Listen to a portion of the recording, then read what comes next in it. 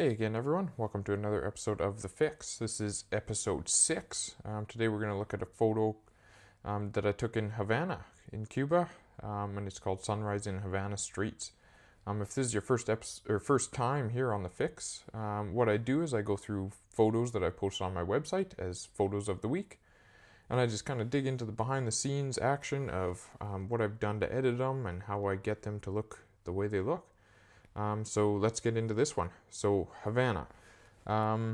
So a little bit about the story behind the photo. So I went down to Cuba for a couple of weeks with Hillary, and we went. First stop was Havana, and this photo was taken one morning. We'd been in Havana a few days, and just to the right of kind of where I'm looking in this photo is the hotel that we were staying in, or a casa particular, which is kind of someone's house, and they're allowed by the government to let people stay in them. So it's kind of like a bed and breakfast, I guess you would say. So we stayed there. This is the morning that we were leaving, and we had to catch a bus to our next stop. Bus left quite early. Of course, being typical Cuba, the bus was not on time at all, so we had to wait. But either way, we got up early, packed up all our stuff, and we were walking to where the bus was going to pick us up. So we each had a backpack on our back, so a big backpack, and then little backpacks on our front. So we were fully loaded, and we're walking down the street, and the sun is just coming up over the city. And you can see that's the sun there, just after it had risen above the buildings. And we're walking along, and for some reason, I'd kept my camera out. I think I knew it was going to be sunrise, so I decided to keep it out, even though we had places to be. So I'm walking around with stuff on our backs, on our front. Camera is in my hand, and we happen to be walking by this street here, and this old car pulls out, and it's kind of sitting here sputtering on the corner, and there's people all about, and I just kind of took a couple of snapshots as we were walking by. Didn't think that much of it, and then when I pulled it up on my computer, I was actually really happy with it. It's a pretty cool photo. And everyone always says you're never supposed to shoot right into the sun and whatever. But yeah, in this case, it was a good idea to break the rules, and I think it ended up being a pretty cool photo. And to me, it kind of sums up Cuba, and especially Havana, with the old streets. You can see these buildings look like they're just crumbling and ready to fall down, but there's still lots of color and life in them, and you can kind of see what it would have looked like in its heyday. And then you mix in, lots of people walking around and that sort of thing, and then old cars. So the old American cars from the 50s and 60s, and that kind of sums up Cuba. So, and that as well as the warm sun, of course. So yeah, so that's the photo that we're going to be doing today. It is a little bit of a tricky one. So it looks like a simple photo, not much color to it and that. But we'll take a look at what it looked like before and what it looks like after. And I actually struggled with this one for a long time. And I would go through and I'd do an edit, and I'd never be quite happy with it, and I'd just set it aside. And one day I kind of just got it to look the way that I wanted it to look. And that's what I'll be showing you, kind of what I did today. So we'll hop into the develop module of Lightroom, and we'll see what I did. So this one is all done in Lightroom. It's just a single raw file, so no HDR, no panoramas, anything like that. And you can see here's the data here, ISO 100.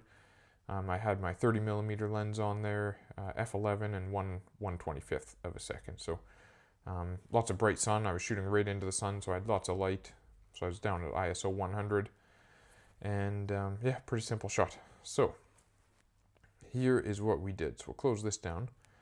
I'm going to hit Y on my keyboard, and that shows the before and after. So this is what the photo looked like originally coming out of the camera, and this is what I ended up editing it to. So it did have lots of that orange color in it, but I kind of exaggerated it a little bit and brought it out in the photo. And you can see like there's lens flare and these sunspots and everything, but I kind of like them the way they are, so I left it, and it kind of makes the photo a little bit more unique. So if I hold down the backslash key, you can see full screen kind of before, and then what it ended up looking like after. So there it is. And so biggest thing in this photo really, because I'm shooting right into the sun, I've got this huge bright spot here, and everything else is in shadow, including the car and the edges of this building and everything else. So it's really kind of looks like a garbage photo right when you first look at it, but that'll be the biggest battle that we fight through the whole thing, is just trying to get this contrast kind of figured out. So that'll be one thing that I mention a lot, is just the contrast, because we'll go back to that again and again. So what I will do now is I'm just going to reset this. So we're back to the original one, and you can see, looking at the histogram, I've got this huge spike down in the blacks, and then a huge spike again in the lights, and not much in between. So it's kind of that huge contrast, bright and light, but not much in between. So that's what we're dealing with. So it is a bit of a challenging photo because of that. So we'll just crop. That's usually what I like to do first, or at least one of the first steps. So we'll crop it in, something like that. I've got that rule of thirds grid, and the car is kind of somewhere in that grid line. There's not much of a horizon here, and you know, if the eye is probably going to look at this for a level line, so that's pretty level with the top of that frame. I can always change it after. And it's going to be a little bit tough to do temperature right now, so I'm going to leave temperature and tint as they are, and once I do the saturation and find out where all my colors are, then I'll come back and do the final tweak on that. So exposure, because we do have all those dark spots, I'm going to bump it up. It is going to chop off this super bright part. That's all going to be pushed off the grid, which is this, but that's blown out anyway, so I'm not too concerned. So I'm going to bring this up to something around, I think I'm going to bring it up actually quite a bit, and you'll see in a bit here I'll actually be able to get rid of that. So let's try that, and just so I can see those edges, and then we'll kind of counteract that in a little bit. So contrast, like I said, that's the biggest issue. So I'm going to kind of squeeze this all together, bring some of those colors back into the middle. So maybe something like that I think looks good. Highlights, yeah, definitely want to bring those down quite a bit and see if I can get that sun looking a little bit better coming down this street here. So maybe yeah, something like that, I think. And it does look really boring and not much to it right now, but we'll fix that up in a bit. Shadows, I'm just going to brighten that up a bit. I think something like that. And then, so, you know, you've got contrast here, and then you've got clarity, which is another type of contrast. And then you have whites and blacks, and these are all different ways to kind of control the same thing, but they all do it subtly different. So contrast just does contrast for the whole photo. Clarity just does contrast for the mid-tones. And then whites and blacks kind of does each end of the spectrum of contrast individually. So I actually find I have most control with whites and blacks, because I can control one side of the equation, like the bright part, and then control the other side of the equation, which is the dark part, separately. So this is where I like to do lots of my contrast control. So in this case, I think I'm just going to add just a bit to the whites. So we've got lots of brightness here anyway, so I don't want to push that too far. And then the blacks, I do, even though, you know, all of this is in shadow and going darker seems counterintuitive, I do want to kind of bring back that depth into the shadow, so the pure blacks. So let's see, maybe something like even that far. So then you get those nice shadows instead of kind of the gray shadows. So I'm going to hit Y really quick, see our progress. It doesn't look entirely different, but biggest thing you can see already is looking down the street here. This was all blown out before. It's still blown out, but you can see a little bit more detail. That being said, you can still see more detail in the shadows, so we're bringing our detail everywhere. And then the car itself actually looks a lot better already. So we're making progress. So let's get back into it. Clarity again, back to the contrast thing. This time, I actually don't want to add contrast to the midtones. I'm going to bring this down. I don't really do this very often, so it's going a little bit backwards from what I would usually do, but I'm going to bring that clarity down. And then vibrance, there's not much color to begin with. It's mostly just kind of orange, a little bit of this kind of undersaturated blue. So I'm going to bring that vibrance up just a little bit, not too much, because otherwise it'll just be pretty much pure orange everywhere. And then saturation, I'm actually going to bring that down a bit. So saturation, if you don't know the difference, saturation does everything, the whole palette without kind of analyzing anything, whereas vibrance is a little bit smarter and it kind of brings out the colors that are going to give a little bit more pop, I guess. So kind of the more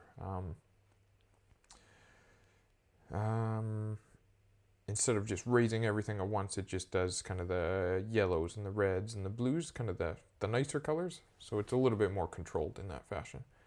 So I think something like that. I'm going to skip the tone curve, not much to do here.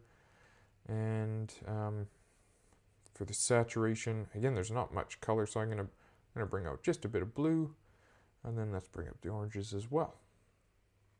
So those oranges, yeah, maybe even that far. I think something like that.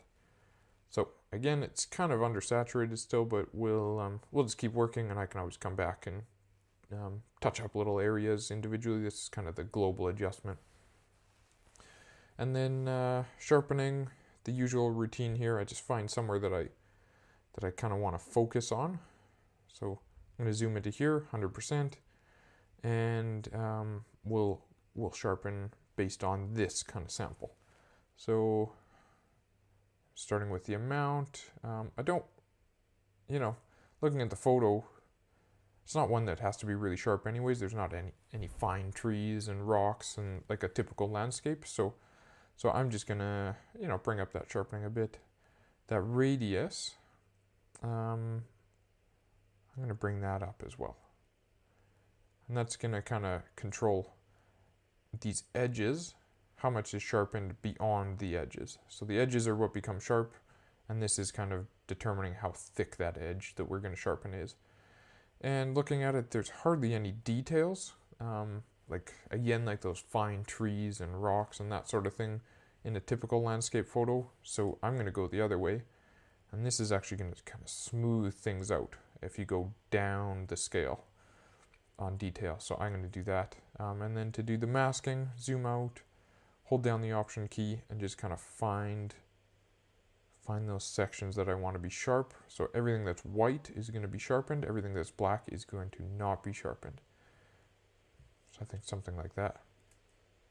And then noise reduction. I was shooting at ISO 100, pretty fast shutter speed, so there's not going to be a ton of noise, but we'll take care of that a little bit anyways. So not much luminance. This color, we'll see what this color does on kind of these sections. It might actually get rid of a bit of that lens flare. It also might not. You never really know how these things are going to behave sometimes. So let's take it all the way up to 100 and see what it does. Not much. Because that's a little bit, noise reduction is going to kind of focus at the pixel level, whereas that's a little bit bigger. So it's going to have a hard time analyzing that as kind of an error. So we'll leave it at that. We'll go chromatic aberration, get rid of that as well. And scroll down, and the last kind of global step, we'll be taking a look at the highlight priority, or the vignetting. So I'll drag this amount down. It's already quite dark in these corners anyway, so I don't want to do too much, but we'll bring it down just a bit, something like that maybe. And I'm actually going to drag that midpoint in. So you can see how it kind of changes that, and I'm just going to bring that midpoint in, something like that, I think, just to kind of focus on this area. Roundness feather is good, and highlights, we'll leave that as it is.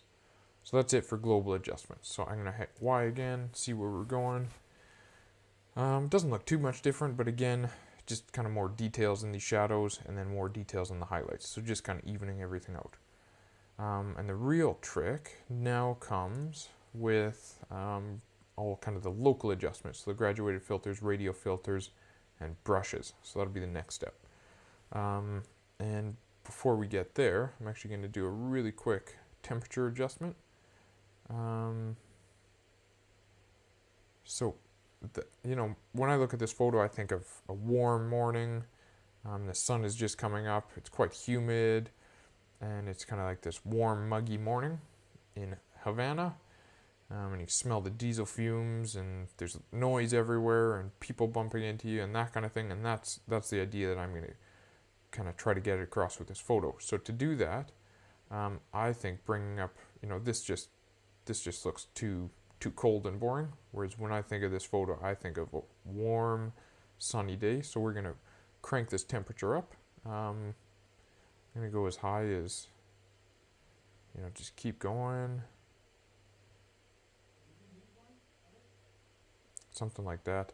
So it seems counterintuitive at first when you look at the original photo, and then to keep going with that temperature. But if you look at it now, the difference, to me, that looks a little bit more interesting. So I'm going to leave it like that.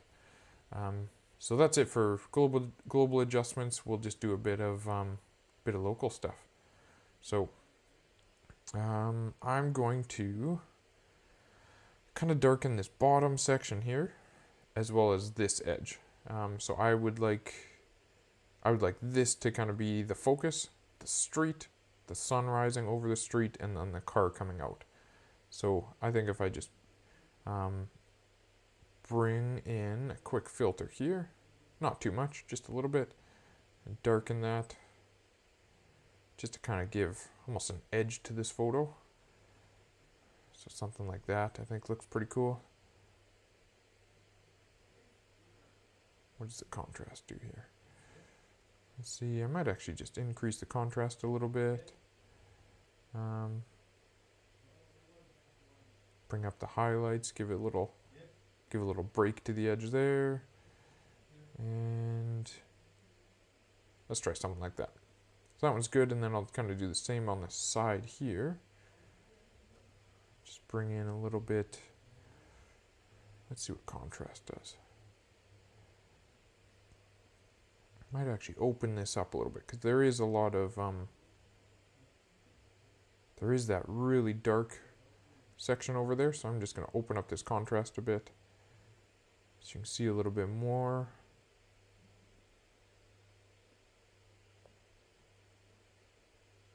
A bit more, lift up the shadows a bit so you can see that kind of doorway, but it's still, just faded into the side of the photo. And then I'll just bring just a bit of exposure down on that. So how does that do? And then we'll just take a look at see what those adjustments did by themselves. So if I just click that box, you can see just kind of opens the photo up a little bit and stretches it out wider like that. So we'll leave it like that. We'll do a bit of radial adjustments as well. Let's see. I'm going to start with kind of leaving this middle section alone. Something like that. I'm going to turn this on its side a bit. Something like that. I'm going to uninvert the mask. So now I'm going to affect everything outside of the circle. So I'm kind of leaving that by itself. And to do that,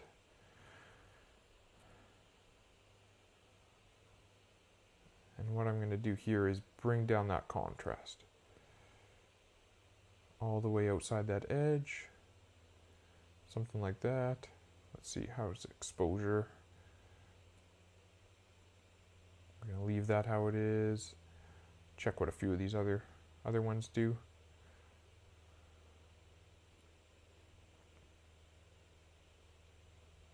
Don't think I'm going to do that much else. Bring down the shadows just a bit, or bring up the shadows just a bit, I mean. Clarity.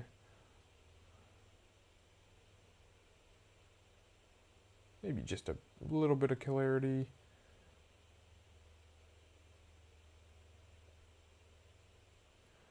Nothing for saturation. We'll just leave it like that. Perfect. Next one will be, we'll just take a look at this car. see if we can make this car pop a little bit more. So this one is going to be affecting everything inside of the circle because I've got this box checked. So we'll just affect that. I think if we cool it down a bit, we'll be able to get a bit of that natural blue color out of there. There we go. Something like that. Exposure. I'm actually going to leave exposure, and instead I'm going to lift the shadow just a bit. But then I'm going to increase the clarity. And that'll kind of bring that contrast in that we're losing by lifting the shadows. So we'll lift the shadows, bring a bit of clarity in. And that's just kind of making this pop out from its background a little bit. Highlights. I think if I bring those highlights down. Contrast. I'll just open that up just a bit. Something like that. So how did that do? So you can see quite a big change from the radio filters. First, that car just popping out a lot more. And then the rest of the photo just kind of opening up, getting a little bit more of a glow throughout it. So that's a good step. And then last, I'm just going to brush in just a bit of kind of local clarity. Quite a bit, I think. I'm going to bring the brush down just to kind of just isolate it on the car itself. So something like that. At first it doesn't look like we're doing much, but we'll see what happens when we do kind of a before and after just of the brushing, see if we actually did make any change here. Here's another quick tip as well. If you press, when you're brushing, sometimes you don't remember where you brushed. So if you just press O on the keyboard, it'll show you a little highlight color of what you've been brushing. So if I do a big brush stroke there, you can see exactly what I'm brushing. And then I'll just get rid of that quick. And you can actually see exactly what's happening. So it's kind of cool.